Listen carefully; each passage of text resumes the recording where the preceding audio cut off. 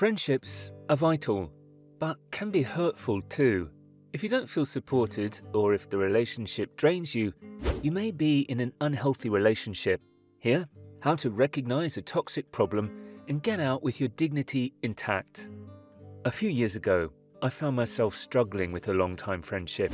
We'd been close friends for several years. He was someone I enjoyed spending time with and who I found myself confiding in often. The feeling was reciprocated. Then something shifted between us. I found out my friend had been dishonest with me on several occasions. Each time I asked him about what had happened, he apologized and claimed it was a misunderstanding. I tried to understand his motivation, but I still felt uneasy. I became guarded, feeling I needed to protect myself. Our once daily conversations became weekly, and I found myself often sending his calls straight to voicemail and putting off making plans to meet up. I wasn't sure what to do. Had this once wonderful friendship become toxic? And if so, should I try to salvage it or let it go? The importance of friendship. Having friends is critically important in all stages of life.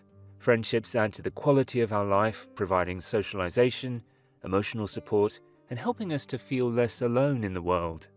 Studies have shown that friendships are vital for emotional and physical health. Without healthy relationships, we would be more at risk for anxiety, depression, and may even experience lower immunity. We learn how to make and maintain friendships as children. At first, we play side by side. Then, as we get older, we play together. In middle and high school, friendships take on even more importance. Friends become our confidants and supporters. We feel our peers may understand us better than our family does. Throughout each stage of life, we continue to meet new people, making various types of friendships along the way. Psychologists say we go through many transitions in life. Some friendships from childhood continue through adulthood. Others fade with time and circumstance. We get older, we change, and find we have more in common with other people, so we form new friendships and others. Degrees of closeness with friends vary. Some bonds are tighter than others, and here is one quote. "It's beneficial to have a variety of friends, from strong acquaintances to friends you like doing activities with to close friends you confide in."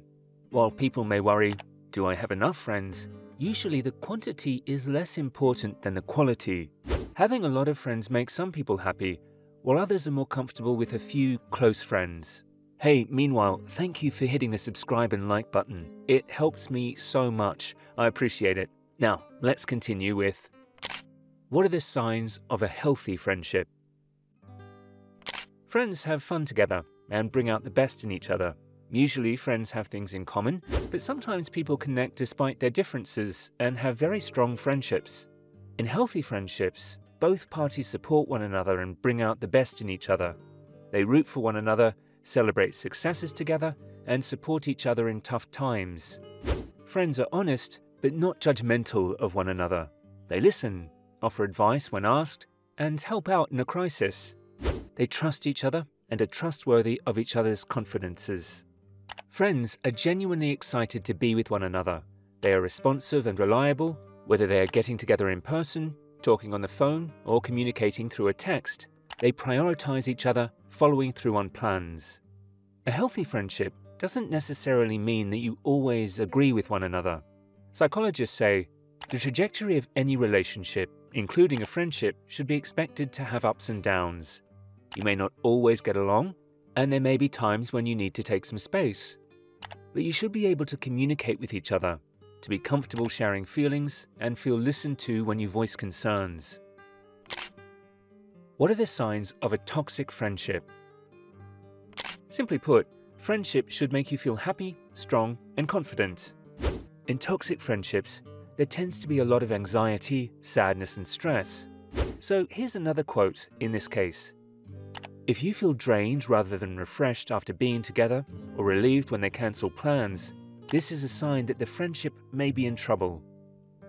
A healthy friendship should be two-sided, with both people giving and receiving. In a toxic relationship, one person feels more invested. They feel they are always the one to compromise and may even feel taken advantage of by the other person.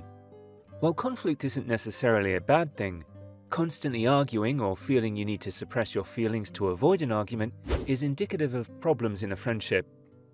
Another sign of a toxic friendship is if you feel physically or emotionally unsafe. Suppose a friend is constantly critical, trying to change who you are by giving unsolicited advice or making sarcastic comments that make you feel belittled. In that case, that can take its toll on your mental health and is a reason to step away. Friends should feel secure with one another. They should want each other to have friends, romantic partners, and relationships with their family. In toxic friendships, there may be a lack of boundaries. A toxic friend may be controlling or exhibit extreme jealousy of other connections in your life. After this chapter, have you realized if your friendship is toxic or not? Let me know in the comments. How friendships become toxic. Some friendships are toxic from the start. Others turn toxic, or one of the friends reveals themselves to be toxic over time. In many situations, it isn't that a friend is a bad person, but more that they're bad for you at this time in your life.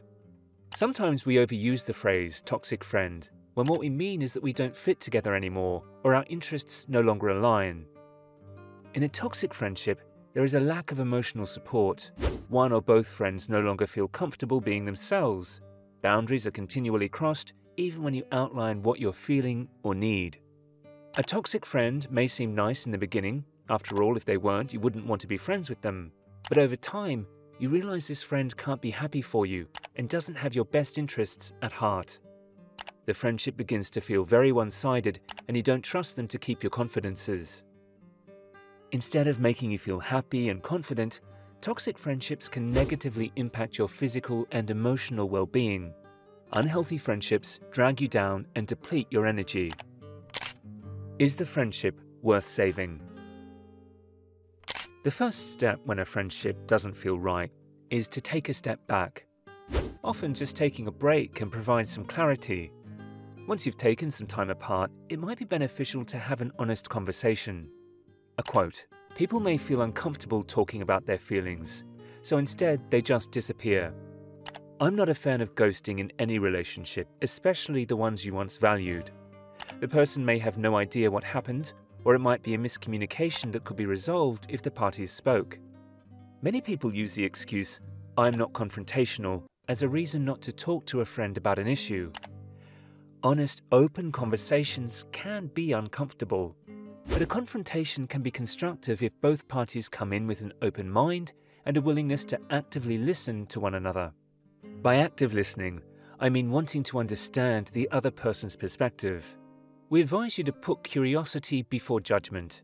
So rather than assuming you know what they're going to say or jumping to conclusions about why they act in a certain way, be curious and see if that helps you to understand and move forward with the friendship in a healthy way.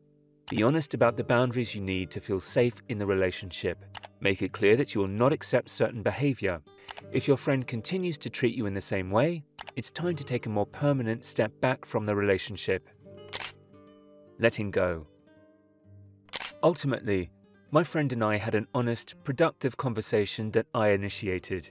It was difficult, but I somehow mustered up the courage, and I'm so glad I did. In the end, while he wanted somehow to continue working on our relationship, I decided that for me, it was time to say goodbye. We indeed had a fantastic friendship, but it had run its course.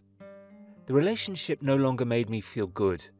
I felt nervous and guarded around him, unable to be myself. I also realized that I was unable to be a good friend to him anymore, and that it was unfair to pretend otherwise. The friendship had become toxic for both of us. Looking back, I'm glad that we were able to talk openly and give the relationship the closure it deserved. One last quote. Even if the friendship cannot be saved, a conversation can help both parties to learn about themselves and hopefully have better, healthier friendships in the future. Indeed, right? Well guys, I hope you enjoyed. Let me know what topic we should cover next. Thank you for watching. Take care, and till next time.